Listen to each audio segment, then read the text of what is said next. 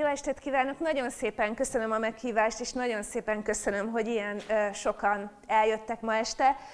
A menetrend szerint egy órán keresztül 50-60 percet fogok beszélni, és akkor utána lesz lehetőség néhány kérdésre. Köszönöm, ez így jobb, hogy látok a közönségből valamit. Hát az előadás címe manipulált rendszerváltás, és ennek megfelelően igazából onnan indulnék, bocsánat, csak most a hangfalakat én magamhoz tájolom, mert így rossz hallani vissza magam, de talán innen jobb.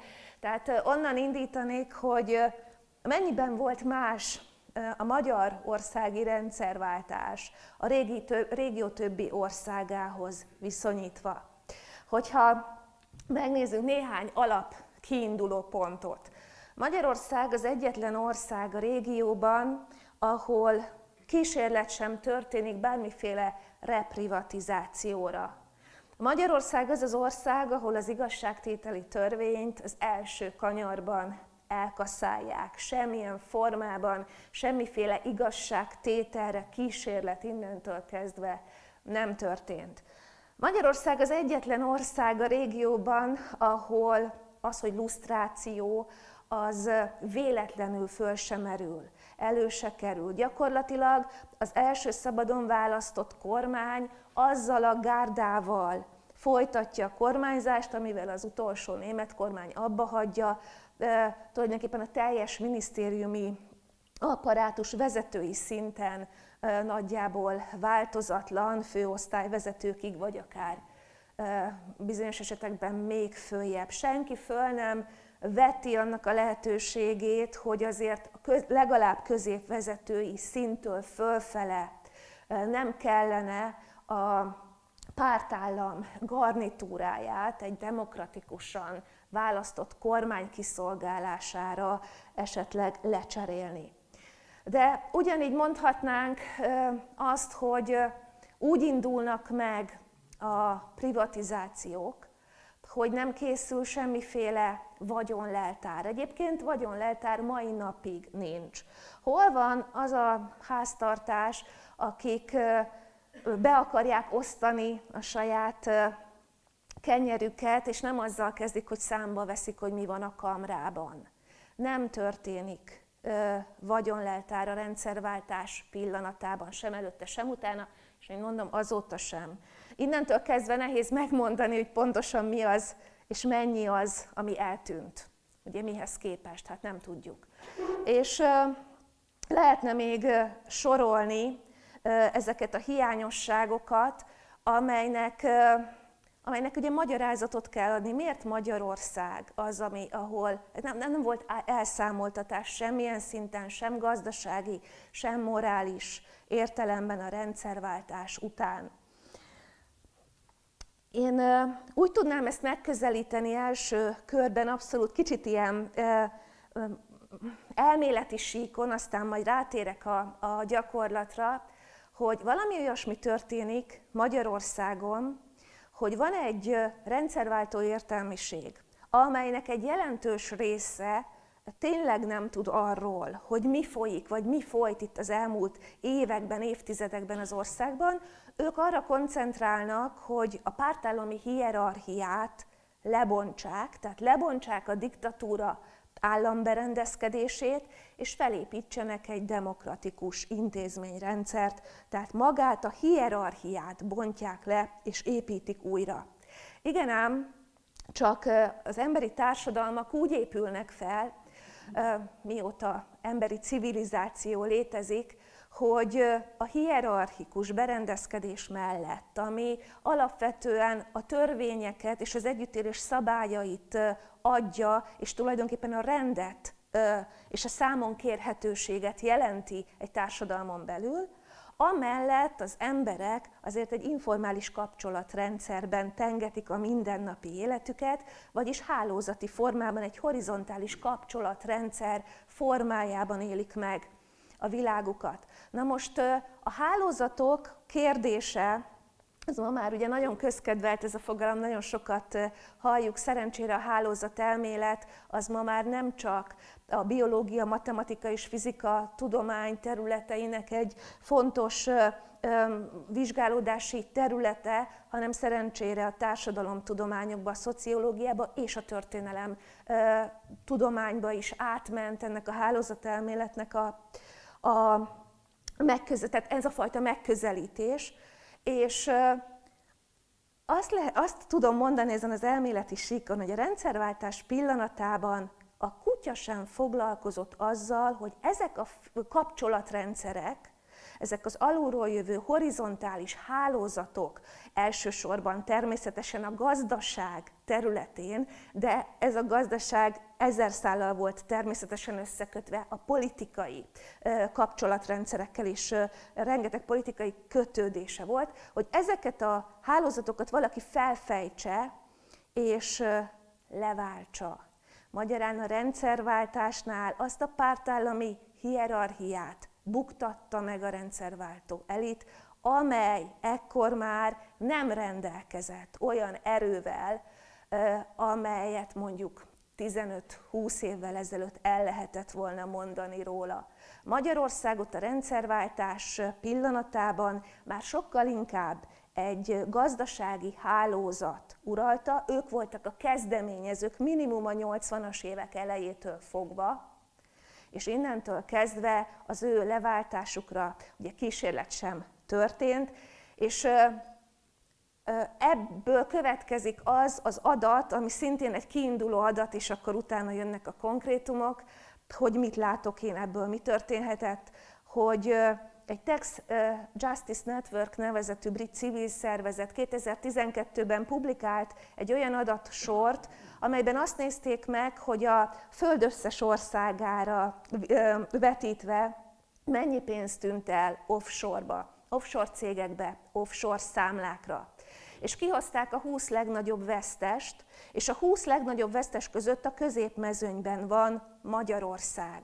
Magyarországról az ő számításaik szerint 1980 és 2010 között, félreértés ne essék, itt a 2010-es magyarországi választásoknak semmi köze nincs ehhez az adatsorhoz, ez egy brit cég vagy civil szervezet eddig gyűjtötte az adatokat, és 12-ben publikálta, és azt számolták ki, hogy ebben a 30 évben Magyarországról 242 milliárd dollár ment offshore-ba ki.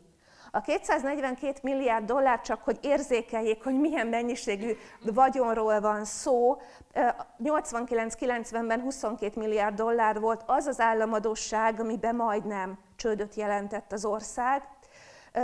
A 242 milliárd dollár a 2010-es államadósságunknak is közel a 3-szorosa, és nem mellékesen az alatt a 30 év alatt megtermelt nemzeti vagyonnak körülbelül az 1/3.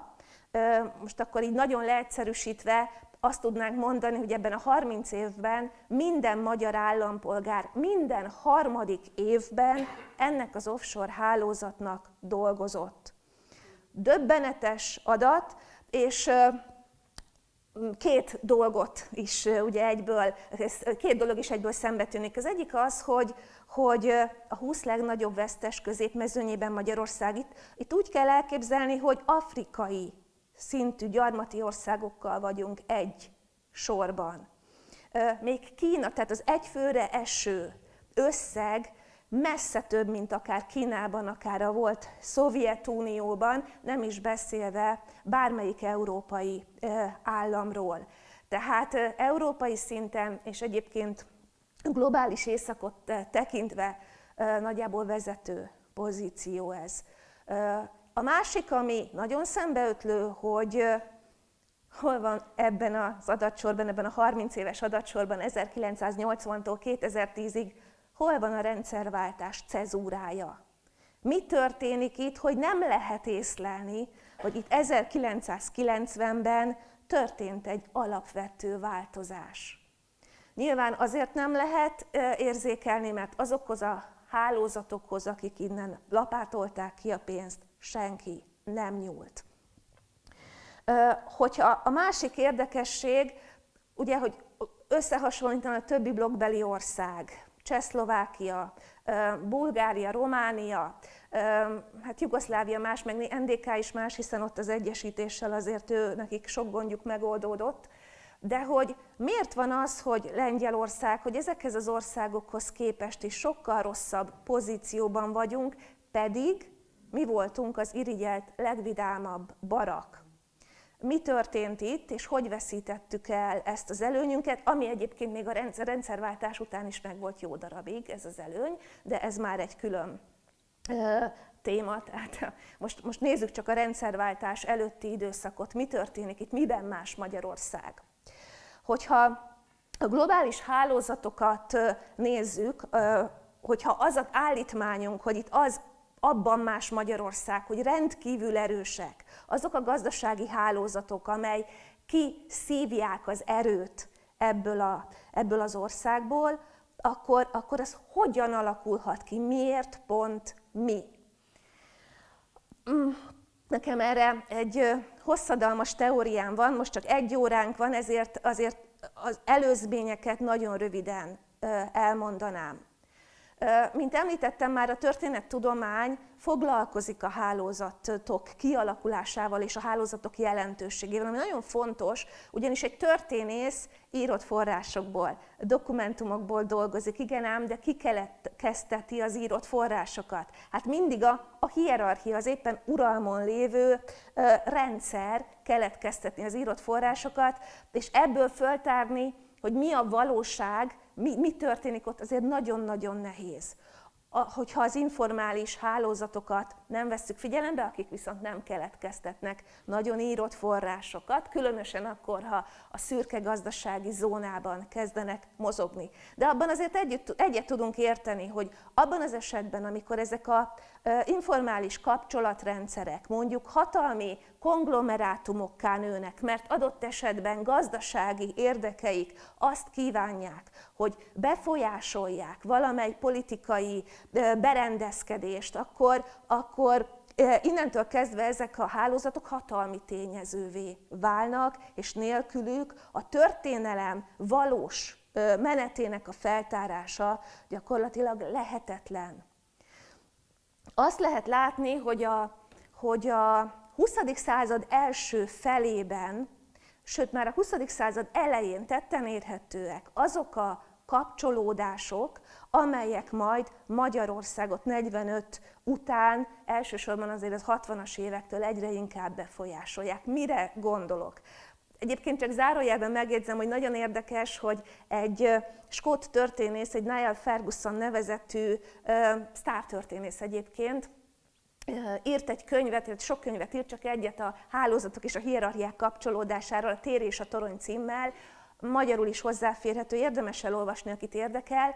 Ő azt mondja, hogy a 20. század első fele alapvetően a hierarchiák kora volt, hiszen létrejött 2 totális állam, meg volt 2 világháború, mind a 2 a centralizált berendezkedésnek kedvez, ugye a hadsereg nagyon erősen centralizált, ahogy egy totális diktatúra is, és ő a 60-as, 70-es évek fordulójára teszi azt a fordulópontot, amikor a hálózatok átveszik világszinten a kezdeményezést a hierarchiáktól, és azt állítja, hogy soha nem voltak olyan erősek még a világtörténelemben, mint napjainkban. Ezzel egyet is tudok érteni, azzal azonban, hogy a 20. század első felében ezeknek nem lett volna jelentős szerepük, ezt nagyon erősen kétlem, már az első világháború kitörésében is rendkívül jelentős szerepük volt, de nem beszélve a Szovjetunió létrejöttéről, tehát Lenint már 17 előtt egy nagyon kiterjedt gazdasági hálózat segítette. Ugye arról már szólnak a történelemkönyvek, hogy a német titkosszolgálat képezi ki Leninéket, és juttatja el Szentpétervárra, hogy a forradalmat kirobbantsák, ugye a cári Oroszországot ki akarják ugrasztani, illetve akkor már nem cári Oroszország, bocsánat, csak az Oroszországot ki akarják ugrasztani az első világháborúból, és erről azért már lehet beszélni, de Lenin mögött nem egyszerűen csak a német titkosszolgálat állt, hanem nagyon komoly gazdasági erőtér, észak-amerikai, elsősorban az Egyesült Államokban lévő nagy tőke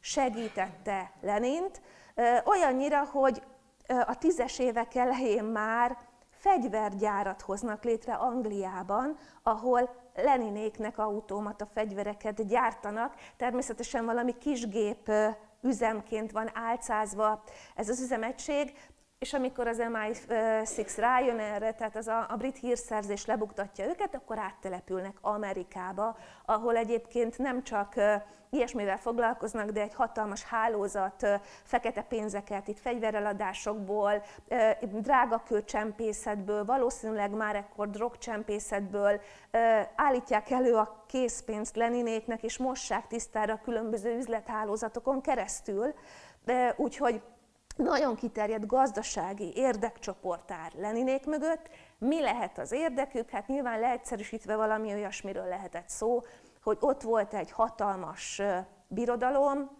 egy félfeudális rendben megrekedt birodalom, ahol már II. Miklós, az utolsó cár, mindent megtett azért, hogy modernizálja az országát, de elsősorban belső erőforrásokból igyekezett ezt megtenni, minél kevesebb hitelfelvételből akarta elintézni ezt az ország modernizálást, ami nyilván a globális, vagy akkor még nem globális, de mondjuk azt, hogy az amerikai nagy tőkének nem annyira volt érdeke.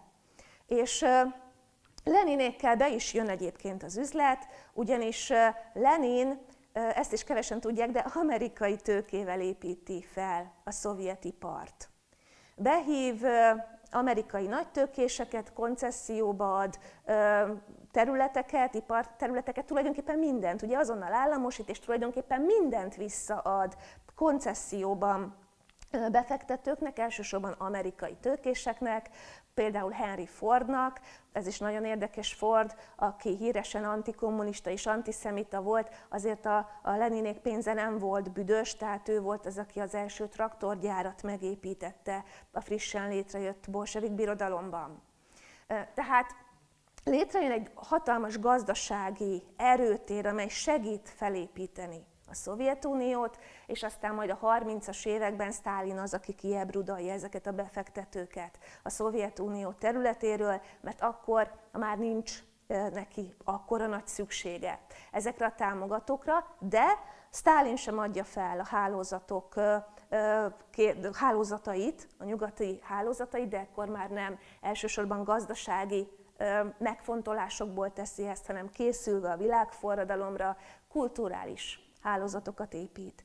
Tehát a két világháború alatt Sztálin kiépíti azokat a metódusokat, amikkel később is egyébként az összes megszállt országban élni kell, tehát a testvérpártok támogatása, a guruló dollár, guruló rubel mechanizmusai már a két világháború alatt kialakulnak, és hát ugye mindent megtesz azért, hogy elsősorban a humán értelmiséget természetesen, tehát az újságírókat, írókat, filozófusokat, rendezőket, színészeket, akik érik közvetlenül a tömegeket, azokat tudja a saját ideológiájával megfertőzni, és a nyugati értelmiség jelentős része erre nyitott is, elfogadják, hogy ez a kommunisztikus elképzelés, ez valami emberbaráti, humanitárius ideológia, ami jobbá teszi az emberi társadalmakat. Vagyis a hálózat hozza létre, hálózatok segítségével jön létre a világ első totális állama. Ugyanúgy megbeszélhetnénk itt a náci harmadik birodalomról is, mert ahhoz is kellett egy nagyon komoly háttértámogatás és tőke, hogy Hitler felépíthesse a birodalmát és kitörjön a második világháború. Tehát szó nincs arról, hogy a 20. század első fele ne a hálózatokról szólt volna. Hogy jön ebbe a képbe Magyarország? Hát úgy, hogy 19-ben Magyarországon is volt egy bolsevik puccs, és szerencsére 133 nap után ugye megbuktak, de azok az emberek, akik a kommunt megcsinálták, azoknak a javarésze nem börtönbe került utána, hanem elmenekültek Magyarországról, és beépültek a Szovjetunió nyugati hálózataiba. Itt részben a szovjet titkos szolgálatokat kell érteni, részben pedig az egyéb civil és más ideológiai mozgalmakat, például a Kominternt. Létezett a két világháború között ennek a baloldali, nyugaton működő baloldali hálózatnak egy kemény magja, úgy is mondják, hogy a magyar maffia, ugyanis a Komintern nyugati hálózatainak vezető pozíciójának többségében Magyarországról elszármazott kommunisták ültek. Ez miért fontos? Azért fontos, mert egyrészt ők voltak azok, akik a Komintern pénzügyeit megszervezték. A Komintern pénzügyi központját egészen konkrétan Berlinben az a Varga Jenő hozza létre, aki a Kommun pénzügyi népbiztosa volt Magyarországon. Tehát ezek az emberek ismerik a titkos pénzek áramoltatását, ismerik és nagyon jól tudják a hálózati munka lényegét, és tudják is a hálózat hogyan működik Nyugat-Európában, és ezt a tudást 45 után visszahozzák.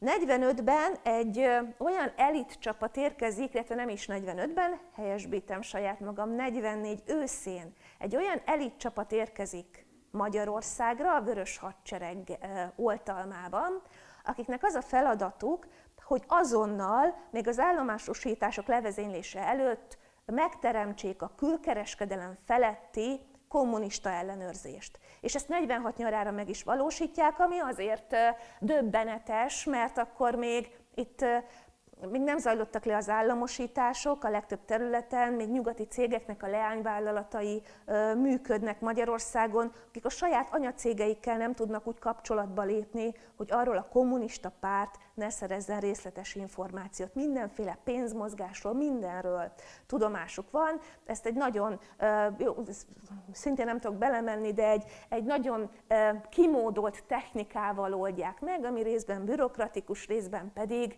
abszolút üzleti, tehát cégeket alapítanak. A kommunista párt 1944 őszétől a front mögötti területeken hozza létre a vállalatait, ezek ilyen kereskedelmi cégek, és a helyi alapszervezetek feladata, hogy ezt létrehozza. 45 őszére annyi kommunista pártvállalat van Magyarországon, hogy ők maguk sem látják át ezeknek a működését. Tehát így indul a kommunista párt gazdasági megszállása Magyarországon, és miért pont a külkereskedelem?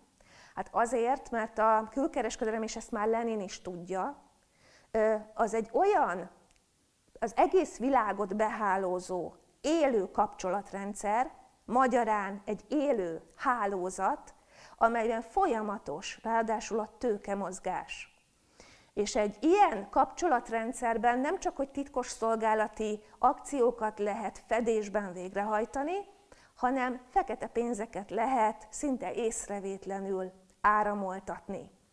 És erre a külkereskedelem ezért olyan kiemelt jelentőséget kap már Leninnél, hogy ez az egyetlen terület, amit nem ad vissza koncesszióba. A külkereskedelemhez soha nem enged hozzáférni semmilyen külföldi befektetőt és senkit. Az végig a bolsevik párt ellenőrzése alatt van, és ezt valósítják meg Magyarországon is 1945-től.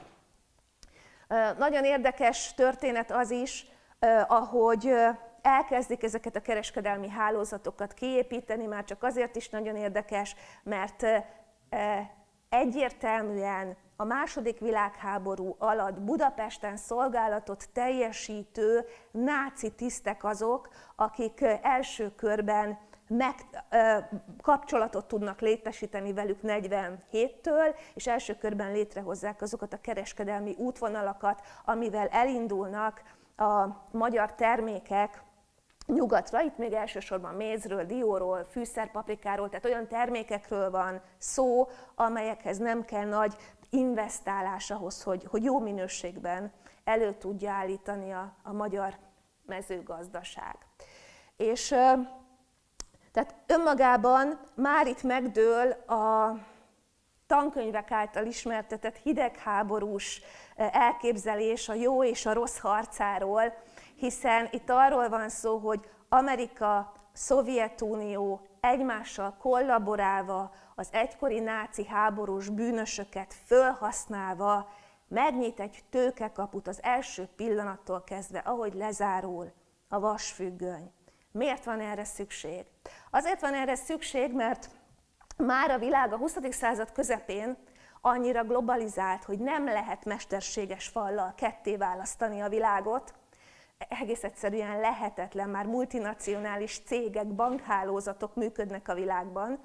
Magyarán biztosítani kell a felszín alatt egy rést, egy tőkekaput, amelyen keresztül áramolhat továbbra is a tőke, a gazdasági vérkeringés. És Magyarország lesz erre a feladatra kinézve, részben azért, véleményem szerint, amit már említettem önöknek, a két világháború idején a nyugati hálózatokban betöltött szerepéről egyes magyarországi kommunistáknak, tehát ismerik a hálózat működését. Részben pedig azért, mert hagyományosan ugye jó kapcsolataink vannak a német területekkel, és itt egyből újabb zárójeles megjegyzés, azért ennek a tőkekapunak a nyitása arról is szól, hogy az orosz nyersanyagokat és a német ipart véletlenül se válassza el teljes egészében ez a kreált vasfüggöny. A német ipar és az orosz nyersanyagok egymásra találása az a német egység létrejötte óta kulcskérdése a hatalmi politikának, nem csak Európában, hanem globálisan. És abban a pillanatban, amikor ez a két dolog találkozik, olyan hatalmi átrendeződés történne, amelyet nyilván a többi közép- és nagyhatalom kevéssé preferál és kevésbé enged. Erről szól mondjuk az északi áramlat azonnali fölrobbantása, amikor valamiféle közeledés lenne mai napig a két terület között. Viszont a Sztálin is tudja, minden orosz birodalom vezér tudja, hogy szüksége van a német iparra, és fordítva a németek is tudják, csak ezt a kapcsolatot fedésben kell tartani mindig, mert soha nem szül jót, ha ez kiderül, és véleményem szerint ez is benne van a tőkekapu nyitásában, tehát abból, ahogy Vals Zoltán, ugye a kommunista párt gazdasági vezére elküldi 47-ben tárgyalni a küldöttjét Nyugat-Németország, és a nyugat-német megszállt területek, amerikai megszállási övezetbe, az egykori náci tisztekkel, hogy megkezdjék a kereskedelmi kapcsolatot. Ez véleményem szerint ez az orosz és német együttműködésnek egy leplezett formája lehetett. De mi lesz ennek a következménye? Egyébként, hogyha érdekli önöket ez az egész náci együttműködés, ez egy külön előadás témáját megérni, ez a Hálózat pénze nevű könyvemben van részletesen leírva, úgyhogy ha ez érdekli önöket, akkor azt ajánlom figyelmükbe, mert ebben most nem tudok időhiányában belemenni. Tehát mi történik, mi lesz a következménye mindennek? Magyarország egy olyan sajátos kereskedelmi közvetítő pozícióba kerül, amely adott esetben felvirágzást is hozhatna, hiszen ez egy kulcspozíció, de nem ez történik. A szocialista külkereskedelem lényege az, hogy létrehoznak, tehát monopólium marad a külkereskedelem, ahogy Lenin ezt az első pillanatban megcsinálja, ugyanúgy monopólium marad a megszállt országokban. Létrehoznak állami külkereskedelmi vállalatot, ők kapják meg a lehetőséget, hogy kilépjenek a piacra. Ezek a külkereskedelmi vállalatok nem termelnek, a termelő vállalatok viszont nem mehetnek ki a piacra, sem azért, hogy eladják az általuk létrehozott terméket, sem azért, hogy megvásárolják a gyártáshoz szükséges nyersanyagokat. Ezt mind a külkereskedelmi vállalat csinálja. Hihetetlen hatalmat kapnak a kezükben, hiszen adott esetben, amikor piacra dobnak egy terméket, mivel őket különösebben nem terhelte az előállítás költsége, ezért nem feltétlenül abban érdekeltek, hogy a legoptimálisabb, a leggazdaságosabb megoldást válasszák, hanem a saját haszonszerzésük válik a céllá, tehát annak fogják eladni az adott terméket, amely vevő adott esetben inkább hajlamos a korrupcióra. Tehát aki kenőpénzeket juttat vissza a külkereskedőknek, vagy a külkereskedelmi vállalatok vezetőinek. De ez mindenhol így van. Tehát a szovjetizált rendszerekben bele van kódolva a külkereskedelembe a korrupció, számolnak is vele. A Magyar Nemzeti Banknak, meg a többi nemzeti banknak van egy olyan tétele, hogy alkotmányos költség, ez tulajdonképpen az a korrupciós pénz, amit államilag juttat el a külkereskedelmi vállalatokhoz az állam, tehát a központi bank, hogy bizonyos helyzetekben nyugati partnereket korrumpáljon, mert a korrupció visszafele is működött bizonyos esetekben. Tehát ez a rendszer sajátja. De miért van az, hogy mégis minket rabolnak ki? Magyarország csúcsra járatja ennek a korrupciós mechanizmusnak a lényegét. Ugye,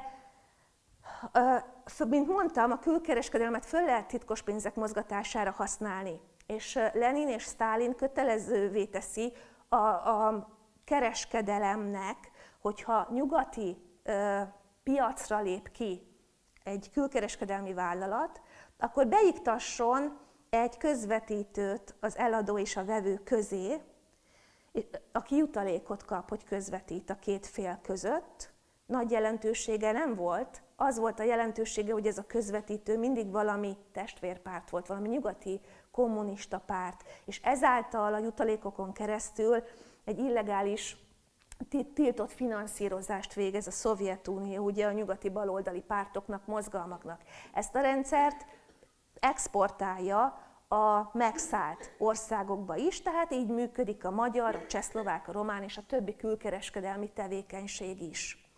Igen ám, de Magyarországon már az 50-es évek végén jellemző, hogy ez a fajta kereskedelmi tevékenység, ez a közvetítő kereskedelem sokkal nagyobb arányt vesz el a teljes nemzeti kereskedelmi forgalomból, mint bármely más országnak a világon. Magyarországon az 50-es évek végén 12,5-13% körül van a teljes külkereskedelmi forgalmának a közvetítő, tehát ez a reexport tevékenység, míg a Szovjetunióban, aki ezt az egész mechanizmust kitalálja is, csak 7% körüli, a nyugati országokban pedig abszolút nem jellemző, Japánban 0,1%, Angliában nagyjából 1% körül van, tehát ezzel a 12-13%-kal Magyarország világvezető, ez az 50-es évek vége, a 80-as évek elejére a teljes magyar külkereskedelmi forgalom több mint 40%-a reexport formájában történik.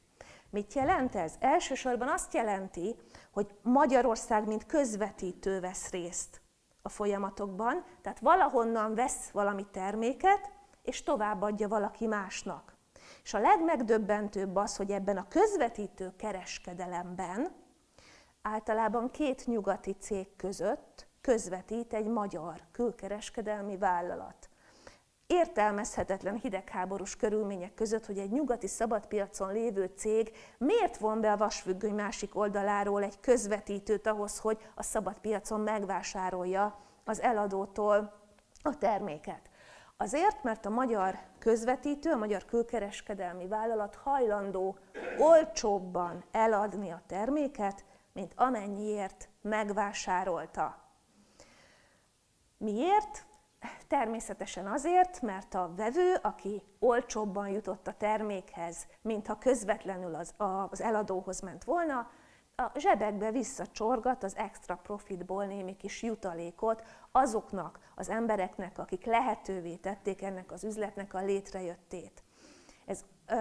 Ez a 60-as évek, ez már az 50-es évek végén, mint mondom, megjelenik, a 60-as évekre ez már olyan tetemes, hogy rengeteg külkereskedőnek gyűlik nyugati, titkos, meg illegális számlákon a jövedelme, a valutája, a vagyona.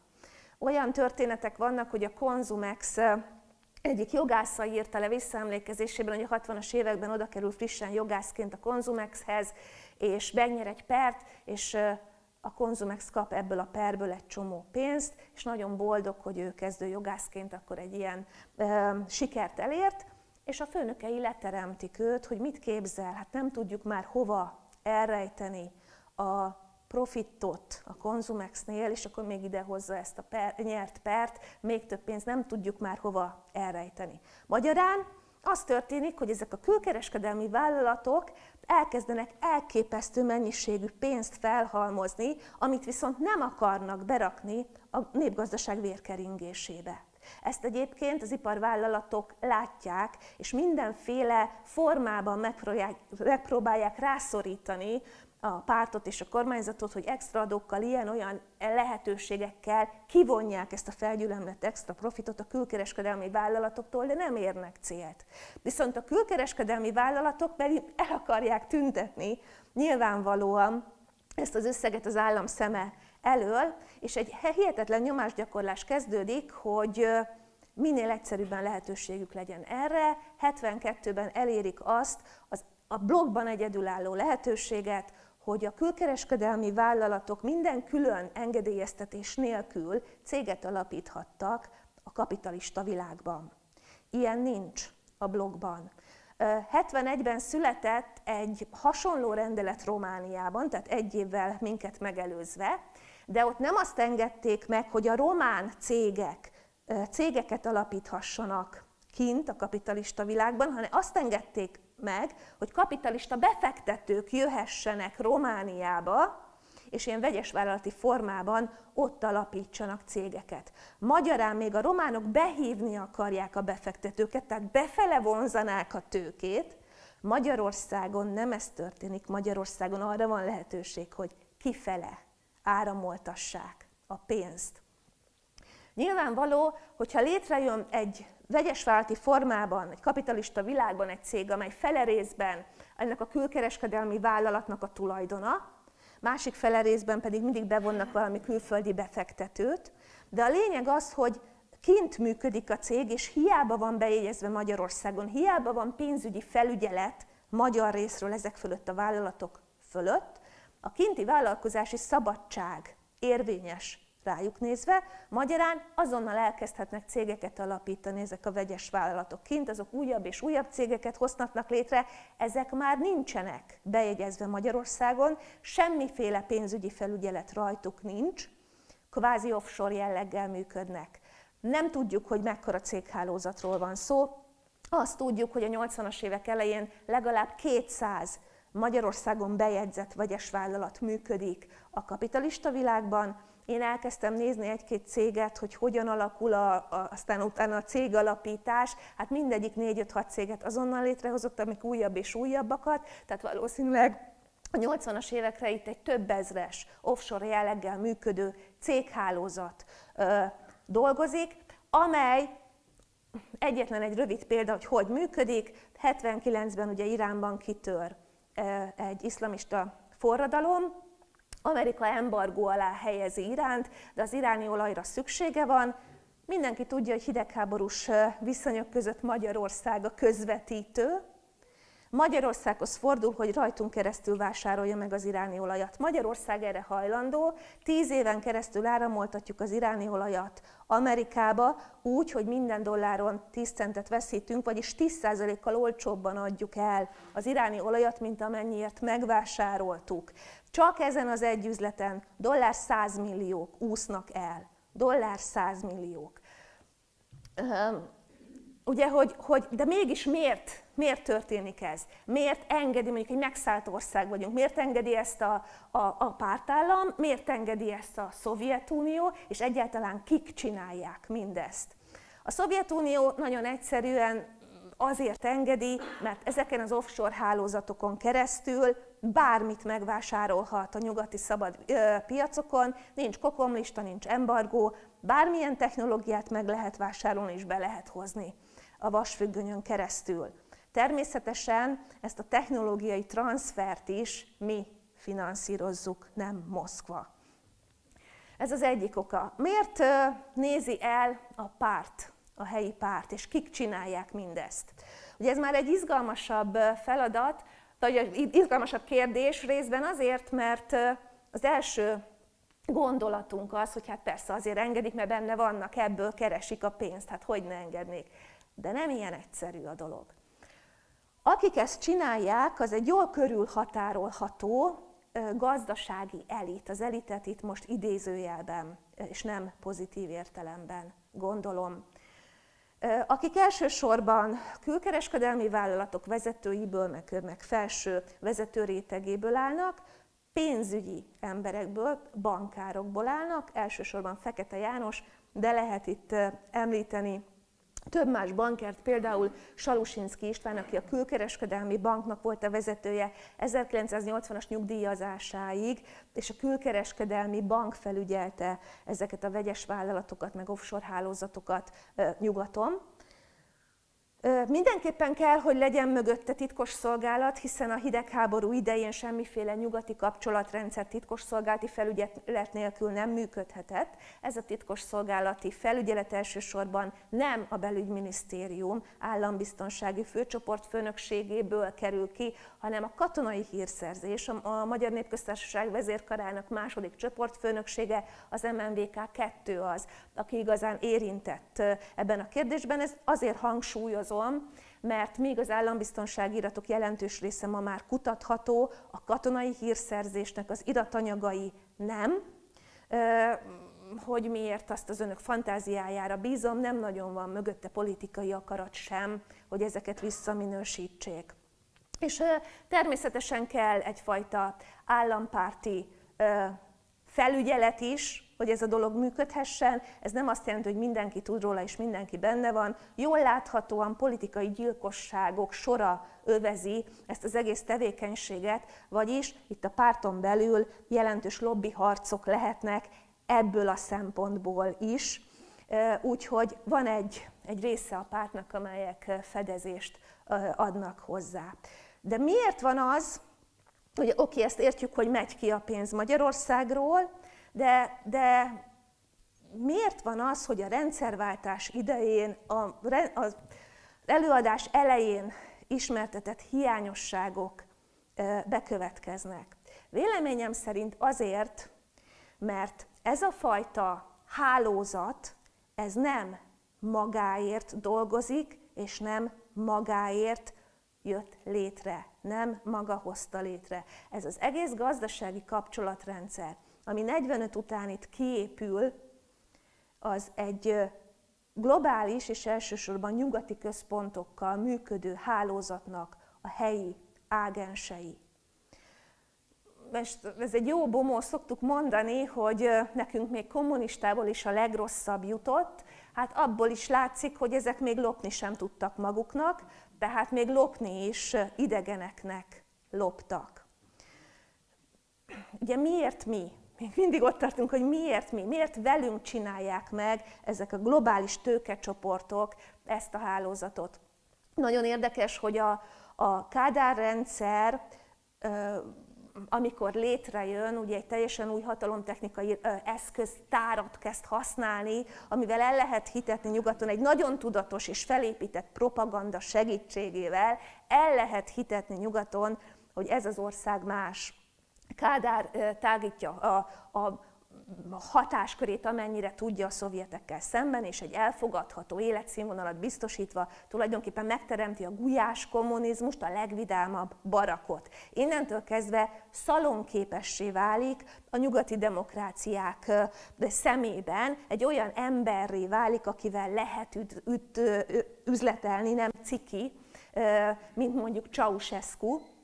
És az is nagyon érdekes, hogy ez még önmagában kevés, de ha már Ceausescut említettem, az egyetlen kommunista párt a blokkban, a Magyarországi Kommunista Párt, amely tökéletesen nemzetidegen és nemzetietlen. Az egyetlen igazi internacionalista kommunista párt itt van Magyarországon. És a globális nagytőkének pont ez kell. Próbálkoznak ők a románokkal is, sokáig ugye a románokkal van a legjobb kapcsolat a nyugatnak, de amikor ráeszmélnek arra, hogy milyen nacionalista Ceausescu, onnantól kezdve már nem annyira comme il faut nyugaton. De ugyanez van a lengyelekkel is egyébként, eleinte a lengyelekkel is sokkal jobb a kapcsolata nyugatnak, mint Magyarországgal, de a lengyeleknél is az a helyzet, hogy a nagyon mély katolicizmusok párosul a patriotizmussal. Magyarország viszont pont az az ország, ahol semmiféle nemzeti érdekérvényesítés nem volt Kádár alatt sem, és semmiféle protekcionista gazdaságpolitikát nem lehet észrevenni.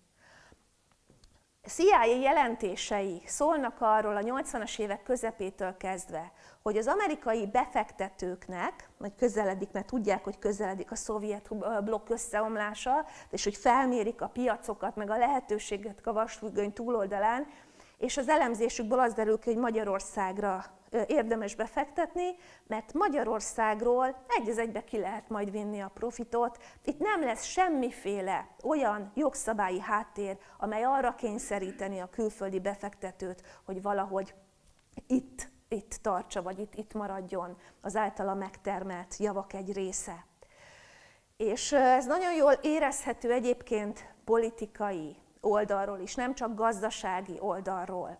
Említettem, hogy Lenint az amerikai nagytőke építi fel. Armand Hammer nevét azért érdemes megemlíteni, mert Armand Hammer az az ember, aki fiatal, frissen végzett diplomásként már a bolsevik puccs után a kiépülő Szovjetunióba utazik, és ő az egyik ötletgazdája annak a koncesziós programnak, amit ismertettem önökkel.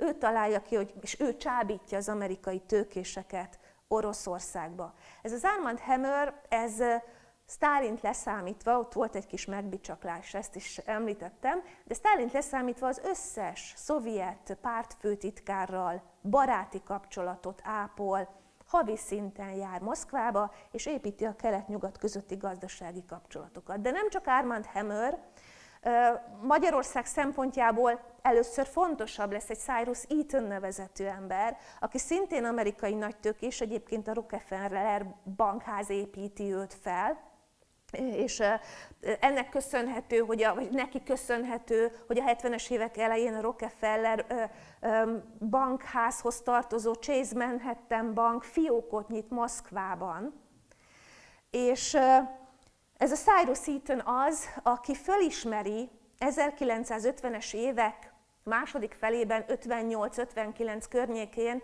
hogy ahhoz, hogy a kelet és nyugat közötti gazdasági hidakat ki lehessen építeni, ahhoz Kádár a kulcsfigura.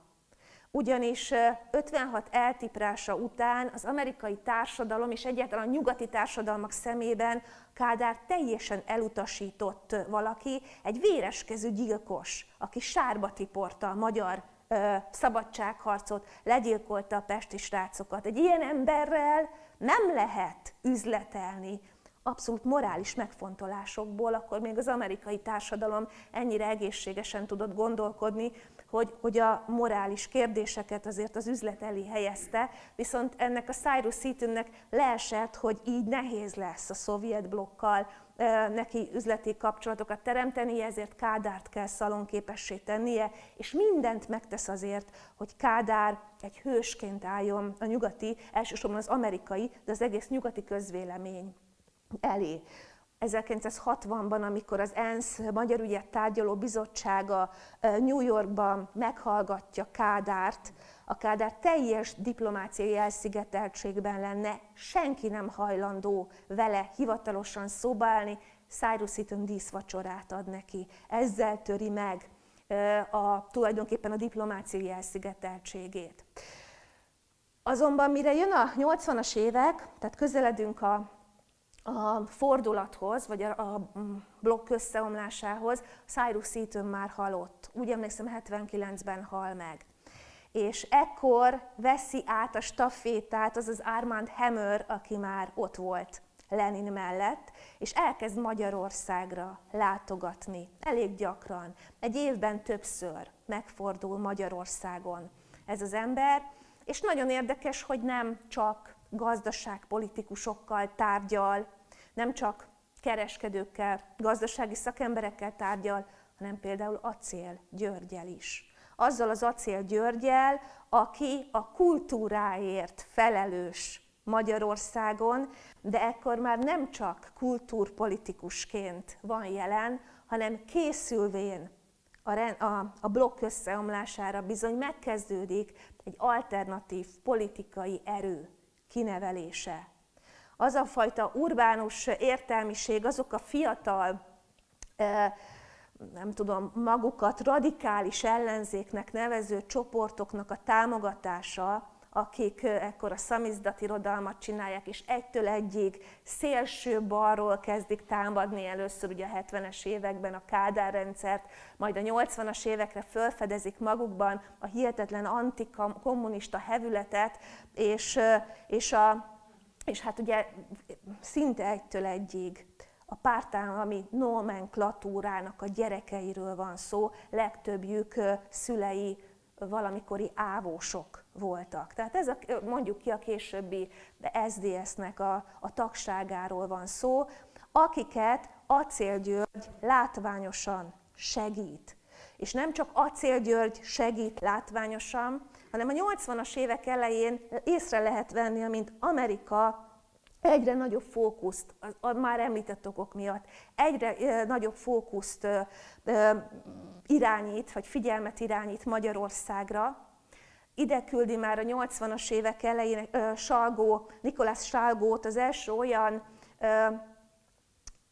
nagykövetet, aki üzletember, aki nem diplomata, aki egy üzletember, nem véletlenül Salgó jön Magyarországra. Aztán utána ugye megkapjuk Mark Palmert, aki viszont a térségnek az egyik legszakavatottabb hírszerzője, Moszkvától Bulgárián át nagyon sok helyen megfordult korábban, és ezek a amerikai erőhatások egyértelműen fölfedezhetőek abban, hogy kiket hívnak be az amerikai követségre, különböző kulturális estekre, filmvetítésekre, vacsorákra, tehát megkezdődik egy külső hatásra, egy olyan nyomásgyakorlás, amelynek egyértelmű célja az, hogy kineveljen egy olyan politikai elitet, amely a rendszer összeomlása után át tudja venni a hatalmat. A lényeg csak abban áll, hogy ez a hatalomátvétel úgy történjen meg, hogy a kiépült gazdasági hálózatok, gazdasági érdekeltségek véletlenül se sérüljenek. Ugye számtalan példát lehet hozni arra, hogy hogyan kezdődik ez az amerikai befolyás itt a 80-as években. A legismertebb ugye a úgynevezett menedzserképzőnek a megalapítása, majd a Közép-Európai Egyetemnek a létrehozása, amit Soros György nevéhez kötünk, de azt már kevesen tudják, hogy eredetileg nem Soros György lett volna az, aki szimbolizálja ezt a menedzserképzőt, hanem Armand Hammer. Csak Armand Hammer már nagyon idős volt, és így került a helyére Soros György. Ugye Hammer 90-ben halt meg, ahogy még megérte, hogy összeomlott majdnem az a szovjet birodalom, amit ő segített létrehozni. Úgyhogy mindjárt letelik az 1 órám, de talán kaptak valami választ arra, hogy az előadás elején feltett kérdések, hogy miért pont mi voltunk azok, akiknek ennyire félrement a rendszerváltás idején sok minden, hát ezért a külső érdekbehatásért. Magyarország úgy megy át a demokratikus, nem tudom, államberendezkedésbe, hogy ezek a kapcsolatrendszerek tovább élnek. Feltételezem, hogy az új, friss, megválasztott, demokratikusan megválasztott kormánynak erre igazi rálátása nem volt, legalábbis kezdet-kezdetén. Később nem tudom, hogy mennyire eshetett le nekik a valóság. De most gondolják el, hogy van itt egy jól működő mechanizmus, egy jól működő pénzszivattyú, az mekkora kellemetlenséget okoz, hogy ne talántán egy hatalomváltás esetén új neveket kell megjegyezni, új telefonszámokat kell megjegyezni. Hát mennyivel egyszerűbb, hogyha ugyanazok az emberek ülnek ugyanott. És egyébként a privatizációk menete is azt mutatja, hogy esély nem volt Magyarországon, hogy valamiféle nemzeti tőke kialakuljon. Uram, bocsá, még ennél az is jobb lett volna, hogyha egy vörösbáró rétegnél van az a pénz, de mégis nemzeti kézben van valamiféle nemzeti tőke, amire lehet alapozni. Nemzeti tőke Magyarországon 2010-ig egyáltalán nem volt, azóta sem olyan, mint amire szükség lenne egy szuverén gazdaságnak. Magyarán Magyarország szuverenitása, hiába vonultak ki a szovjetek, egyetlen egy pillanatra sem állt vissza a rendszerváltás után, és letelt az 1 óra, úgyhogy rengeteget tudnék beszélni, de azt beszéltük a szervezőkkel, hogy még néhány kérdésre van lehetőség.